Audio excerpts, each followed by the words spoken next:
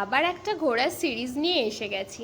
রোববার বিকেলে বাড়ি বসে থাকতে কার ভালো লাগে, তাই রোদটা কমতেই আমরা বেরিয়ে পড়েছি একটু ঘুরে আসার জন্য। যাব কোণার্কে। মোটামুটি 1.5 ঘন্টার রাস্তা, তাই রোদে বেরিয়ে মাথা ব্যথা করে আমাদের দুজনেরই মাথা ব্যথার প্রবলেম, তাই বাবা ভাবলাম রোদটা কমতেই দুজনে বেরোই। তাই হালকা খাওয়া দাওয়া করে দুপুরে একটু রেস্ট নিয়ে আমরা বেরিয়ে পড়লাম কোণার্কের জন্য। এখান থেকে সোজা চলে গেলে পুরী, বাদিকে কোণার্ক। আগেরবার যখন পুরী গেছিলাম তখনই দেখে গেছিলাম এদিকে কোণার্কের রাস্তা, কিন্তু বর আগেও এসেছে বাইকে, তাই আমাদের খুব একটা অসুবিধে হয়নি। রাস্তাটা খুবই সুন্দর ছিল, মাঝে মাঝে খুব খারাপ ছিল, তো ওখানে কাজ চলছিল। মোটামুটি একটু ম্যাপ ট্যাপ দেখছিলাম, তাই সেভাবে আর ভিডিও করিনি। ওই 1.5 ঘন্টাই লেগেছে আমাদের পাক্কা, আর আমরা পৌঁছে গেছি কোণার্কে। এখানে এইটাও কোণার্কের মার্কেট দিয়ে ঢুকেই টেম্পলটা আছে। সন্ধে সন্ধে হয়ে এসেছে, সূর্যাস্তের সময় জায়গাটাকে আরোই ভালো লাগছিল।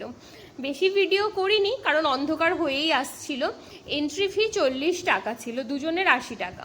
তাই আমরা এখান দিয়ে ঢুকলাম। আগে তাও কোণার্কের সিঁড়িগুলোতে একটু উঠতে দিত, ওখানটাতে যাওয়া যেত, কিন্তু এখন বন্ধ দেখে আমরা জিজ্ঞেস করলাম, তো ওরা বললো এই 2-2.5 মাস 3 মাস হলো এগুলো বন্ধ করে দিয়েছে, যদি ওপর থেকে পাথর টাথর ভেঙে পড়ে ওই জন্য আর কি, সেফটি পারপাসে এটা এখন বন্ধ আছে।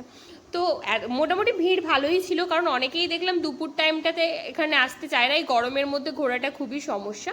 তো আমরা একটুখানি টাইম কাটিয়ে চলে গেলাম, পাশেই চন্দ্রভাগা বিচ ছিল, কিন্তু একদমই লাইট না থাকায় ওখানে গিয়ে একটাও ভিডিও করিনি, আমরাও কিছু দেখতে পাইনি। তারপর বেরিয়ে পড়লাম বাড়ির জন্য। টাটা।